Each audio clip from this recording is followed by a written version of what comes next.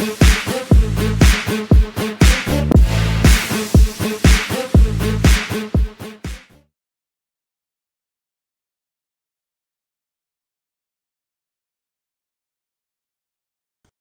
Robert.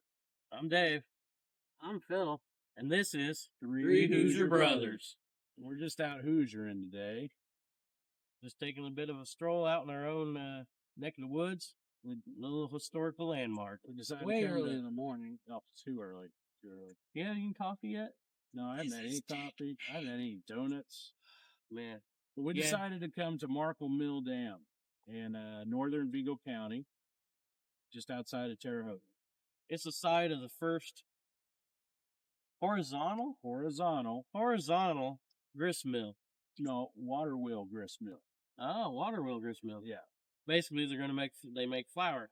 For grinding flour, grinding other probably things too. Or cornmeal for them cornmeal biscuits.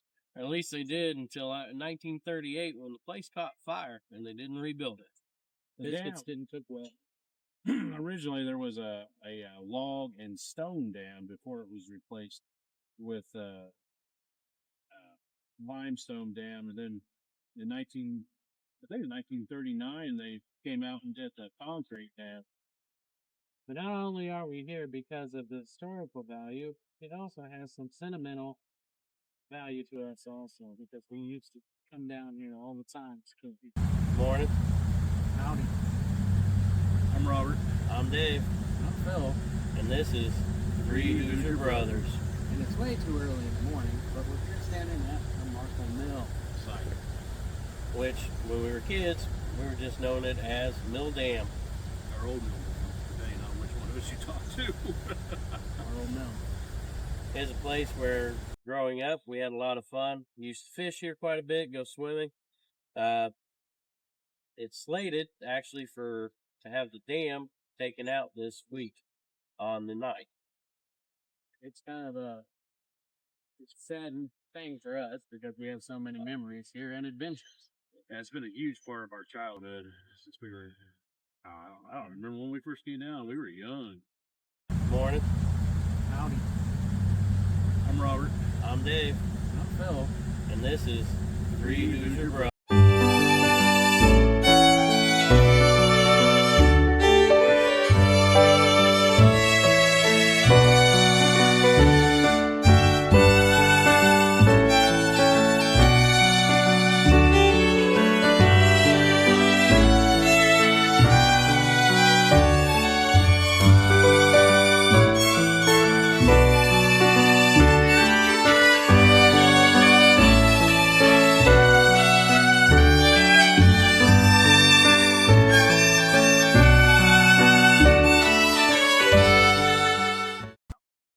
So the house is about 175 years old.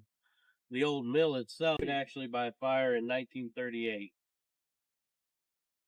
They did try, but never succeeded in getting finances to rebuild it, so they just didn't. Funny thing, our grandfather actually witnessed fire as they were driving by on what used to be metal trestle bridge, Which is now concrete. But sad to say they are going to be tearing this down, and we're losing a lot of our old childhood stuff. not just us. Many Several communities people in the area. neighborhood and people around Terre Haute IN. So if you are from around here and you have any memories of Mill Dam, share them in the comments. Or maybe even get down here before they tear it down on the 9th of October, they're 9th of supposed to slated to 2023. tear the dam down. Maybe you can come down, get a couple pictures before they tear it down, or even reminisce a bit. Well, but do you guys have anything else you want to say about the place? Oh yeah, when we went fishing down there, we used to go fishing and we catch all kinds of fish: bluegill, crappie, A lot of rock carp. bass. Oh yeah, a lot of carp. There's a actual crack that runs down the front of that mill, or on the dam. It's about 4 feet deep, and usually that's where we catch quite a few fish. The big ones The big ones did like hiding there. We caught. really see it. You'd have to be on top of the dam. Yeah, there's a crack. That crack probably about 6 feet deep. But the just middle. wide enough for all kinds of fish to hide in it. Wide enough for a kid to be jumping in after them. Really. You know, we pulled out, what, 10-pound, 11-pound catfish. Pulled out 3-foot catfish. Matter of fact, there was a time when you tried to get across the dam if the water was going too much, you could actually fall off. You almost fell off a few times. What just that? I mean, as kids, we would jump off that. We'd ride the falls down, and we'd try to get underneath the falls because there would be this little small area right underneath the falls that the water's going under. It is. Get underneath there. It has changed a lot. 30-some years. Yeah. Unfortunately, there has been deaths here, but most of them were above the fall. Drowning deaths. During flood season where it's running real heavy. And you're not really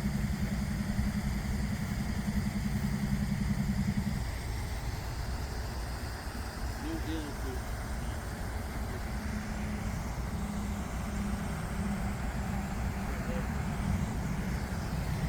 So one of the memories I have fishing here, when we were younger, I think I was about, I think it was 12, 13.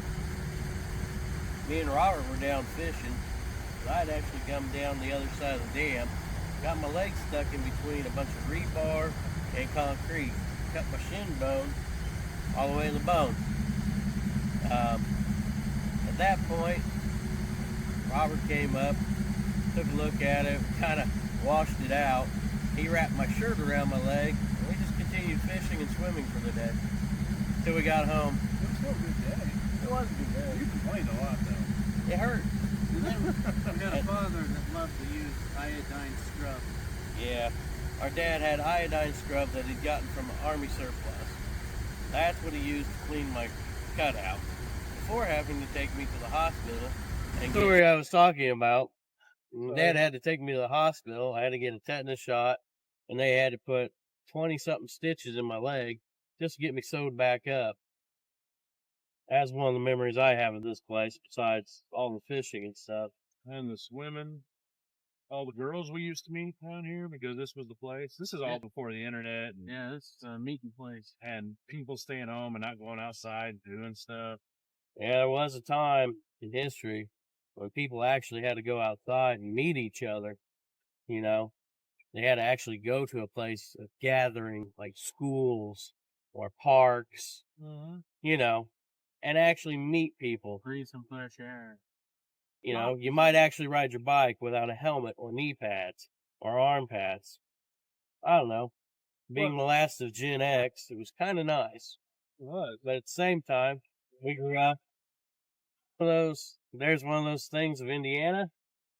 Terre Haute. Train trestle. Trains, something in Terre Haute you can't get away from. Yeah. Oh, we're all moved away from there, though. That's another thing I remember quite a bit. Trying to get across that train trestle, come over here to get to that side of the dam. To go fishing because that was the better spot for the fish. Or to just go across the train trestle and get over here to mess around over there a little bit, swim, whatever. I remember one year, I can't remember the kid's name, but back in the day, they used to wear these really big pants called Jinko jeans. Oh, they're back. Janko jeans. Janko jeans. And he was walking across the train trestle, and he tripped on them, and he fell off the train trestle, broke both his wrists. Yeah, so for weeks on end, he was at school with 2 casts on. So there's this one time that we almost died. One time. There was multiple times. There's multiple times we almost died here.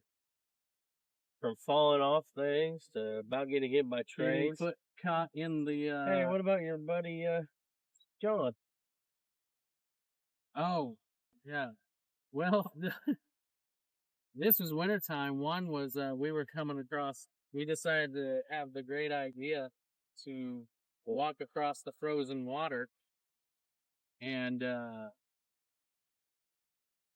we're going slowly across, and we went through the water and almost died from hypothermia and drowning underneath ice.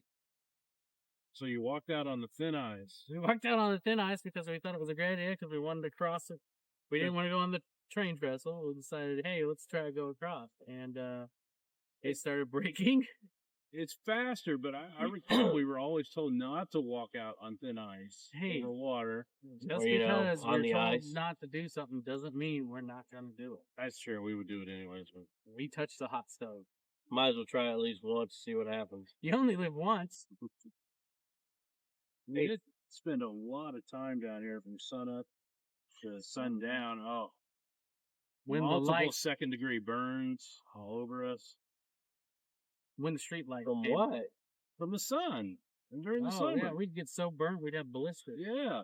I never did. One time we were going across the trestle, and me and my buddy and another buddy were walking across, and I had jumped ahead on the trestle, and I was watching them coming towards, and I turned around for a minute, and then I turned back, and they were a little bit shorter, so I thought they were just messing around. And they're looking at me. One of them was yanking on the other, and they're doing this number. And so I just did this number back. I thought they were waving at me. The other friend's little brother comes riding up, and he's standing beside me. They wave again, and so I wave again, and the little brother starts waving. And then we start seeing this train coming around the bend, and I'm waving. I go, man, they got to get off the trestle, or that train's gonna get them. And then the little brother is waving, and he looked at me and goes, hey, you know he's stuck in there, right? And they're waving for help. Like, wait, what? So I ran over there and yanked his legs out of he had fallen between the between the two ties. Yeah. And we yanked his legs out and scraped them across. Mm-hmm. And then we barely got out of it before the train came going across. So yeah, we may have almost died a few times. A lot of good times, a lot of good memories. Yeah, a lot of stories. Yeah, just come back to you after a while. Winter fishing down here, walking across the dam, with the water going over it in the winter. Oh yeah, get to the good fishing spot. When it would freeze, waterfall. Oh, you couldn't come down here and have a successful fishing day though until the first flood in spring, and it's still been the same case because that's what brings in all the fish over here. And there's been huge fish out of 4-foot gar, 3-foot catfish. Usually, if it floods, the water actually goes up about level with the dam itself. So, as you can see from the video, that dam, there's a nice drop from the top of it to the bottom, and to make that level, it's a lot of water. It's going to be sad to see that dam go. Yep. Sadly, it will not be here anymore. The park will still be here. So, suggestion that come check it out before. Come check the place out. A lot of historical places around Indiana to take a look at. And maybe in your own state, if you're watching from another state, check out the state websites and see what is around here. Or maybe even check out local Facebooks and find out things that they don't even talk about on the websites. You might be on the website. You might be surprised about some of your own state's histories. Get out of the house. Enjoy the outside. Go for a walk. Learn something new. Take friends with you. The adventure isn't on your iPads.